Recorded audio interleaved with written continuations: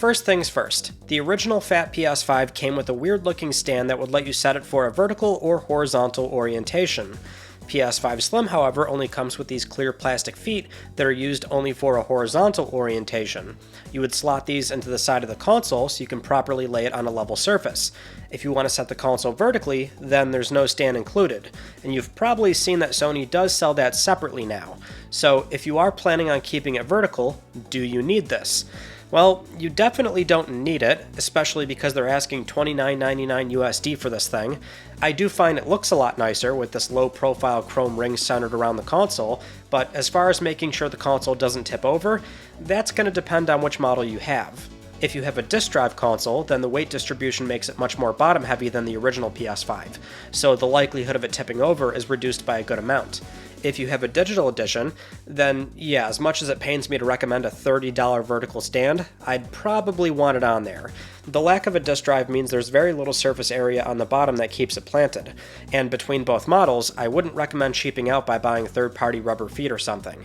If you start to lift the console up even just a little bit, then it's going to be much easier to knock it over. So it's always safer grabbing the vertical stand, since you're not only increasing the area on which it sits, but the vertical stand is also rubberized on the outer ring, so that'll also prevent it from sliding around as well. Also worth mentioning, the new vertical stand comes with an additional bracket because it can be used for the original model as well. So if that extra utility matters to you, then it's something worth considering, or keeping in mind if you have the older model. Now, I will say, while you could get one of those third-party multi-purpose stands that shows up as a first result on Amazon or eBay, I would say stay away from that junk. They're incredibly cheap feeling, they look ridiculous, and if you want to charge controllers, this ain't it. But while we're still talking about stands, if you're doing horizontal, then here's a tip. For me at least, it was getting a bit annoying that the console had some slight give to it whenever I wanted to plug something into the front USBs. The plastic feet tend to wobble a bit, but the other end will have embossed PlayStation buttons that are acting as feet on the left side. These are what make the console move so easily on some surfaces, so this is where rubber foot pads work wonders. So just get something around the same thinness so it stays level, and then the console won't move around nearly as much. Let's move on to the detachable disk drive. There's a few things to know here. Obviously, it's already plugged in out of the box if you buy a disc console, so the only real item of concern here is that you have to connect online at least once to register the drive. After that one-time registration, you can play it offline as much as you want. But if you have a digital console and you're ready to buy the drive, then it's extremely easy to add. Removing the PS5 Slim's covers is as simple as a prying upward motion. They're just standard inward-facing clips. The drive goes in at a front-facing angle and then makes a solid connection towards the back. Place the new supplied console cover on, and you're already done. If you unfortunately run into an issue with your drive and a disk gets stuck, then there is still an emergency release. Right on top, there's a hole with a screw. Start threading that clockwise and the disk should start to come out. And remember, if your drive does break, don't immediately think you have to run out and buy another one. Now, you could do that right away if you want to, but if you're still in warranty, then that means the drive is still warranted, just like the rest of your console. So get a free repair before thinking you have to replace it. One last thing I want to mention about the disk drive that I've seen a lot of people ask about, it's the noise.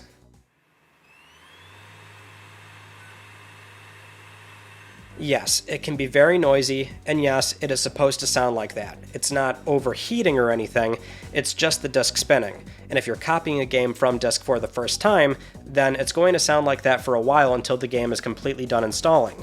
Once it's done, the console will remain quiet with just a slight whir from the fan. Occasionally it might spin the disk again as a validation check, but those are periodic and they end quickly. But just to let you know, that's normal behavior. Alright, let's talk about the PS5 Slim's covers. One thing I've seen a lot of people complain about is that the top panels are a glossy finish on the CFI 2015 models. They can collect and show fingerprints, or can get easily scratched, or it's just a preference thing and you want them to be all matte. Well, assuming you want to change the color anyway, or you're open to getting a different color, then the official ones from Sony are indeed an all matte finish. Of course, you could just get aftermarket ones, for which there are many options out there, but based on personal experience from testing a variety of aftermarket covers for the OG model, these usually have a cheaper build quality or they don't fit as flush. Sometimes the color in the listing can be deceptive and you get something completely different in the mail, so generally speaking, I would avoid them. Established companies like dbrand are fine if you're into the look that they do with cutting off the fins and adding air vents, but as far as random eBay or Amazon listings go, stay away. Pay a little bit more and get the official ones or an established third party that's willing to back their product.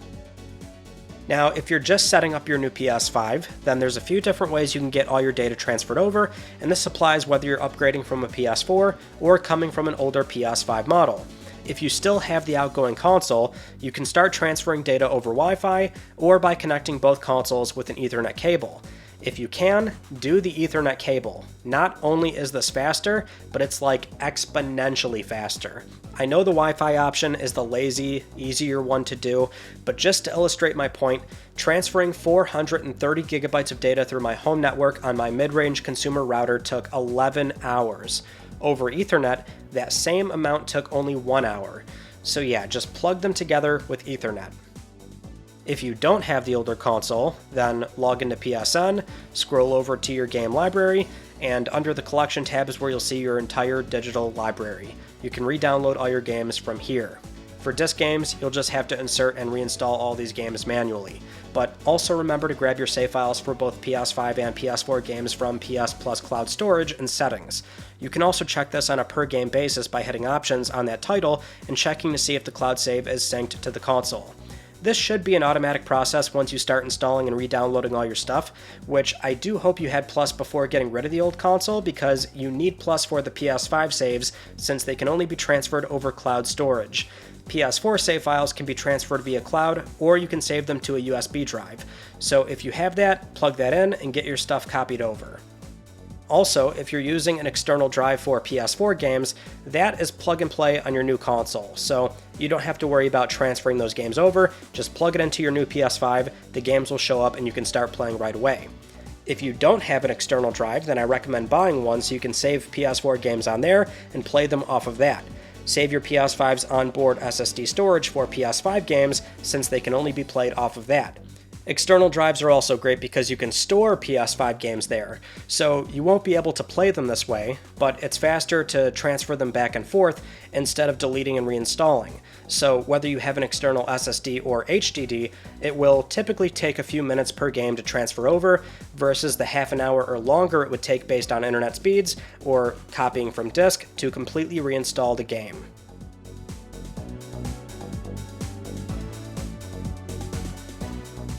Now, if you want to install a compatible M.2 SSD with a heatsink so you can get more internal storage for your PS5 games, then that's a great option, especially because prices have come down a lot over the last 4 years, so the price per gigabyte is much lower now. The expansion bay on a PS5 Slim is on the top bottom cover, if that makes sense. With the console upside down facing away from you, pry the top left corner of the right cover in an upward motion. It'll come right off, and that's where the M.2 expansion bay is. Now, I will always preach this advice. If you're buying a new SSD, shop around for a good price, and avoid buying the branded official PlayStation 1. That's just a Western Digital SN850 with a PlayStation logo, and you'll usually find that standard drive for less. You're basically paying more for no reason. And if you can wait, then wait. Give it another year or two, and you'll be surprised to see the price on 4 or 8 terabyte drives compared to what you're seeing now on the upload date of this video. 8 terabytes in particular because PS5s can now accept up to that much. Alright, now let's go over some tips for the user interface if you're new to PS5. Full disclosure, if you want an extremely thorough breakdown of more than 50 tips and tricks, then I have a separate upload for that, which I will link in the description. But for now, here are the ones I consider to be the most important if you're just starting out. So let's head to settings. We're going to be adjusting a lot of stuff here. Under System, check out the beep sound option. Believe it or not, Sony recently made this an adjustable setting, so if you very much fall into the category of getting caught by your partner by this incriminating sound of impending fun, then you can decrease the volume or mute the sound entirely. Under Sound Settings and Microphone, I suggest turning microphone status when logged in to mute. That way the next time you're playing an online game, you don't mistakenly play on a hot mic, especially because the controller itself can act as a microphone, so if you don't realize it, it's very easy to air out whatever you're saying, and you'll know this setting is working the next time you log in when the controller's mute switch is on with the amber light. Next, set up your 3D audio preferences. If you're playing with standard TV speakers, you can begin the process here. The console will use the controller to measure the room acoustics and then adjust your audio accordingly. For headphones, which, FYI, you can use any headphones, they don't have to be from Sony, you can listen to a variety of sound profiles and select the one that sounds the most level and realistic to you in terms of locality and presence. This will then apply to all 3D audio games you play. Under Save Data and Game App Settings, head to Game Presets. Here you can set preferences for a number of different things that you might find in a lot of games, like your preferred difficulty, or performance modes, subtitles, multiplayer invite options, or even inverting controls. This won't work for every game ever, but setting these on the console means they can be selected right away when they are an option when you play something without having to mess with it on a per-game basis. Also, if you play a lot of single-player games and want to avoid spoilers, you can tell the console you want to be warned about spoilers. This means if someone tries sending you a screenshot of something you haven't seen yourself, the image will have a warning on it. This also works for game pages too when you look at community videos. Under notifications, I would review all of these and set them however you want. On PS5, you have a lot of control on what and when you want to hear about something, so for me, I like to leave a lot of it off, but the real important one here is wish list updates. So whenever you're browsing the PS Store from PS5, desktop, or the mobile app, and you're saving a bunch of stuff, you'll eventually be notified right on the console when an item goes on sale. I always keep this one on. Under Captures and Broadcasts and Auto Captures, select Trophies. If you want to optimize your SSD storage as much as possible, then adjust these or turn this off. PS5 by default will take a screenshot and a 15-second video clip of every trophy you earn and save them. If you don't care about this, then you can reduce the frequency or turn this off completely. You can also turn off the auto captures for challenges. Not many games use this feature, but on the off chance that you play something that would save footage for this, you can also turn this off too. This next one is really useful. Whenever you're on the home screen and you want to navigate to the search bar, settings, or your profile, instead of hitting up and then right twice, just hit triangle. It moves the cursor over to the search icon right away. Getting used to this makes navigating around the UI a lot easier. You can also do this on the PlayStation Store too. Another great shortcut to remember is double tapping the PS button. Typically this action brings up the most relevant activity card for whatever you're doing on the console, like the main mission story card, or music controls if you're listening to something, but it's also a really handy way to immediately adjust voice chat controls when you're in a party. Just a quick double tap and you can do whatever you need to do right away. One thing that can be a little confusing or not totally obvious is how the PlayStation Store manages content. Sometimes you might try looking for a beta, maybe a demo, or a new DLC, and you know you've typed everything in correctly and it's still not showing up. What you need to do is check the ... menu for that game. This is almost always where different variations of content is hidden. So if you're looking for some kind of expansion and it's not showing up on the bottom of the game page, check the ... menu. It's crazy what is in this menu sometimes, like double packs with a lower price, a free demo, or the upgrade option for PS4 to PS5. Speaking of which, let's quickly mention that. There's a ton of free and paid upgrades for PS4 games that you might be entitled to. If you have the digital version of a game, you can scroll through your game library and see if that game has a PS4 and PS5 label. That can take you to a separate page that will show you the eligibility of the PS5 one. If you have a PS4 disc, insert that into the console, and the Game Hub screen should show you the upgrade option on the right side of the screen. Scroll over to that, and you can download the PS5 version. From there, you'll use the PS4 disc as a validation check to play the digital PS5 one.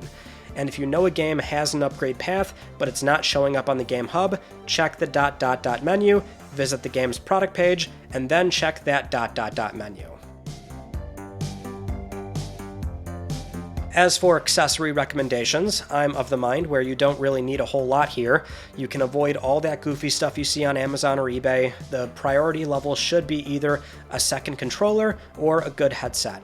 Depends on what you need most. If you're not going to play online or you're not into using headsets, then go for a second controller. Battery life on these are not that great at 6 to 10 hours, so it's always handy to have a second controller charged and ready to go.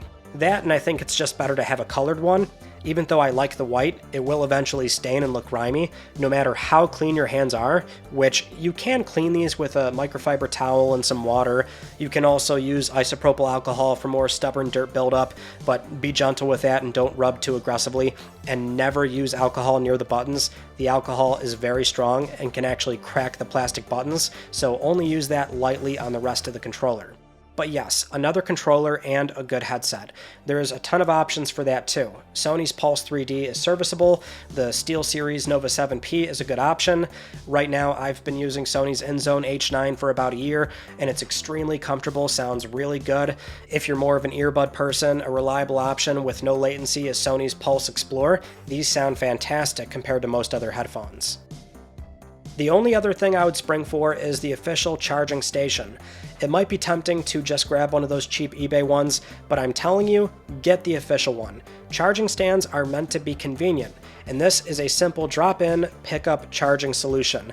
It's got enough weight for it to stay where it is, and you won't be fighting for the sweet spot when trying to dock it versus all the other ones that might have a weird orientation spot for the controller to seat properly. And stay away from those abominations where you plug them in upside down connecting via USB-C. Okay, one last item to cover, maintenance. What's so cool about undressing your PS5 Slim so easily is that you get to clean her undercarriage, and by that I mean just wipe away any dust after 6 months to a year. Now, the really convenient thing is that if you get yourself a security bit screwdriver, you can remove the entire fan assembly to clean that as well. You do have to remove this sticky plastic cover, and be careful with this because it's really sticky, so place it off to the side, upside down, and carefully unplug the fan's cable, pull from the plastic, not the cable, and then you can get the whole fan out and remove the dust. And you do have to do it this way. Don't just get compressed air and blow it into the fan without taking it out. You'll just push a lot of the dust deeper into the console, so do it this way after a year or so, maybe 6 months I would check it out if you're in a house with a lot of pet hair, and then clean her real good. After that, you are off to the races.